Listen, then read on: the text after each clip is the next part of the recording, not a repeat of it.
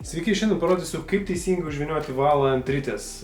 Galbūt tai gali pasirodyti labai paprasta procedūra, bet yra keletas niuansų, kurie leis išvengti jums nemalonumų žvejyboje.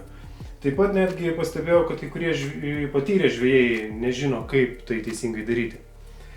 Taigi, pradėsime nuo to, turime valą, turime ritę, prakišime valą per žiedelius.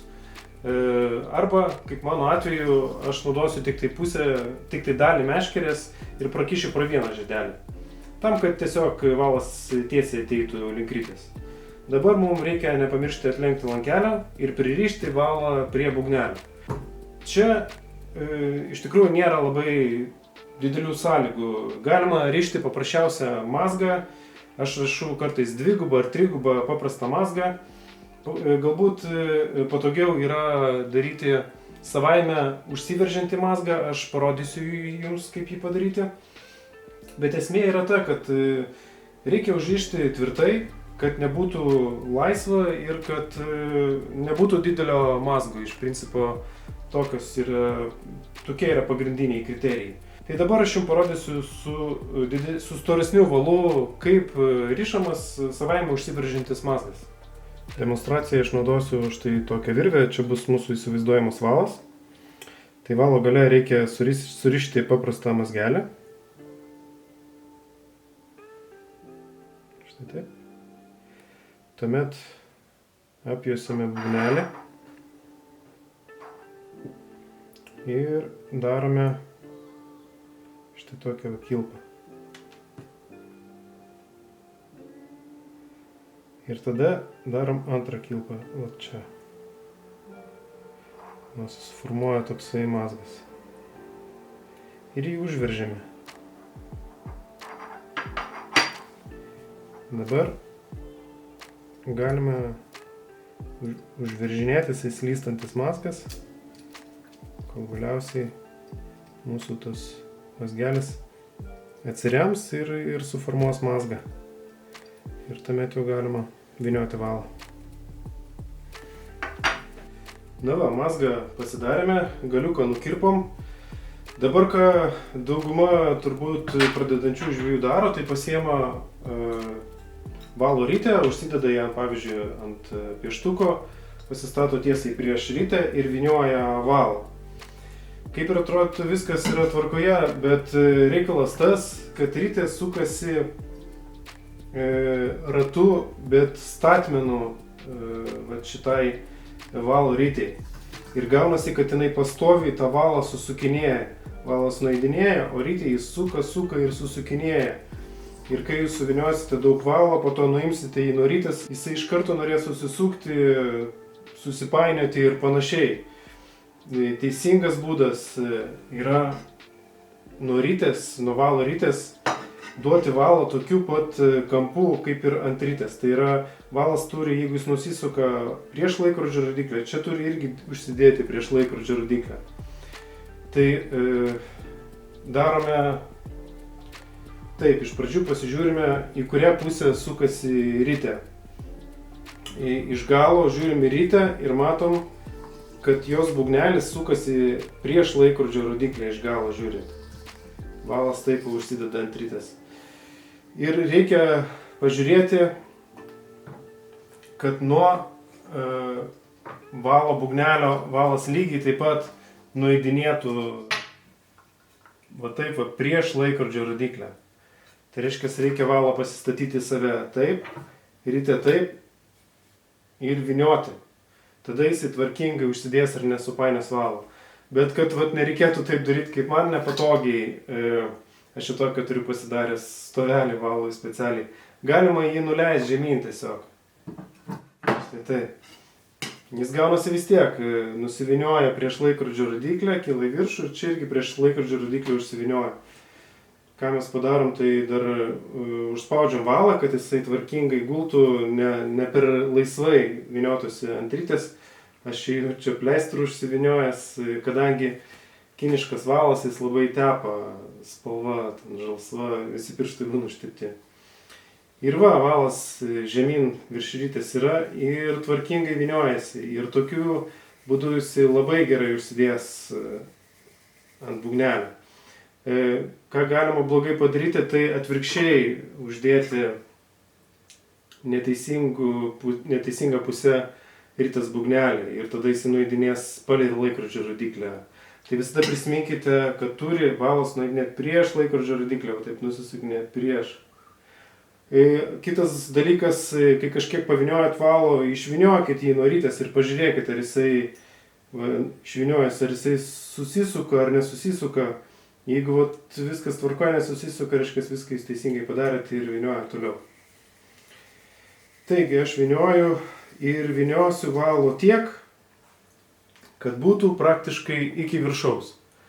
Labai arti viršaus privinioti yra irgi negerai. Tuomet valas per lengvai nuslys nuo rytės, kai jūs darysit užmetimą ir vėl gali susidaryti mazgai ir žvejyba tapsim nemaloni.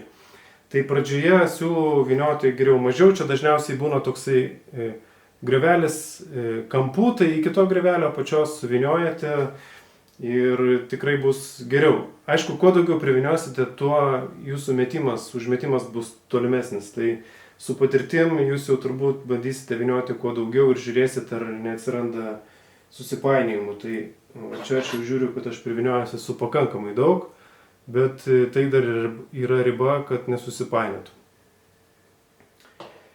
Tai va, dabar su įtempimu, tokiu, kad įsivaizduokit, kad prie valo prikabintas masalas ir jūs žvejyboje traukat, su tokiu įtempimu reikėtų suvinioti, kad viskas tvarkingai sugultų ir nebūtų per laisvas tas valas ir jo čia per daug. Atrodys, kad prisivinioja daug, o po to įtempę priviniosit su masalu ir nebeliks tą valą. Na va, valas susuktas, kad patikrintumėt, ar tikrai gerai susisuko, kaip minėjau, šiek tiek valo ištraukite, iš rytės pažiūrėkite, kaip jisai atrodo, ar sukasi ar ne. Įprastai jisai gali pradėti susisukinėti netgi tiek ištraukus valo. Aišku, gali tas susisukimas atsirasti netgi ir tokiu būdu, kaip aš sakiau, viniojant valą, nes rytės būgnelio skersmuo nėra visiškai vienodas kaip valo būgnelio skersmens. Ir dėl šitų skirtumų gali šiek tiek atsirasti susisukimas, bet jisai bus vis tiek nežymus ir tai bus geriausias būdas uždėti valą. Ko dar nepaminėjau, tai kad kaip viniojamas valas ant inercinių ryčių, ant kastinginių ryčių. Jų veikimo principas yra kitoks, jos ant jų valas viniojasi ne taip kaip čionais statmenai, bet tokiu pat kampu kaip ir šitą rytą. Dėl to galima jau kabinti va taip va ir sukti valą tiesiai nuo vieno ant kito, ar ten nuo pieštuko užsidėjus, nes valas eis tiesiai nuo čia ant čia, nebus jokio susisukimo. Tai su šitom rytėm ir viskas paprasčiau, su inerciniam reikia atkreipti dėmesį. Dar parodysiu jums, kaip iš vienos rytės perkelti valą į kitą rytę. Kam gali to prireikti? Aš tai darau tuomet, kai panaudoju, pavyzdžiui, šitas valas panaudotas metus. Ir pagrinde naudojasi jo tik tais 20 ar 30 metrų, tiek kiek jūs išmetat užmesdami masalą. O užviniotą valą yra žymiai daugiau ir gale tas valas yra geresnės kokybės ir, galima sakyti, nepanaudotos. Dėl to aš perviniosiu valą iš vienos rytės ant kitos ir gausis, kad jau tas naujesnis valas bus išorėje ir aš dar sezoną ar kelis galėsiu panaudoti šitą valą. Tai procedūra yra pakankamai paprasta. Vėl atidarom lankelį. Dabar reikia pririšti, kaip ir anksčiau, valą prie naujo būgnelio. Čia vėl, kaip pasakau, galima arba daryti savaime užsiveržiantį mazgą, arba dvigubą mazgą, kokį aš dabar padarysiu. Jis man paprastesnis ir iš principo lygiai taip pat gerai veikia. Gal tiksliau, aš trigubą mazgą darau, ne dvigubą. Dabar pats darydamas supratau. Taip, na ir viskas. Rytę vieną priešais kitą pasidedam, tuomet ir viena rytė ir kita rytė suksis į tą pačią pusę, valas dėsis teisingai. Svarbu laikyti įtempimą valo kad jisai gražiai sugultų ir nebūtų laisvas.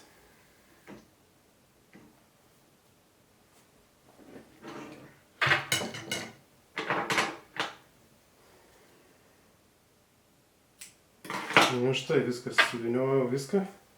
Pasižiūrėkit, kaip atrodo valas. Aš įdėsiu vaizdą prieš ir po, matysit, šitas valas atrodo kaip naujas, kaip tik išrytas, išimtas. Kaip matot, nedaviniojau iki viršaus, iš tikrųjų, kiek buvo valo, tiek suviniojau, bet iš principo tiek privinioti yra visai neblogas variantas, gal galima buvo ir šiek tiek daugiau, bet tikrai neblogai yra. Tai va, čia toksai patarimas, kaip galima ilgiau naudoti tą patį valą žvejyboje. Šiandien tiek, atsisveikinu, iki kitų kartų.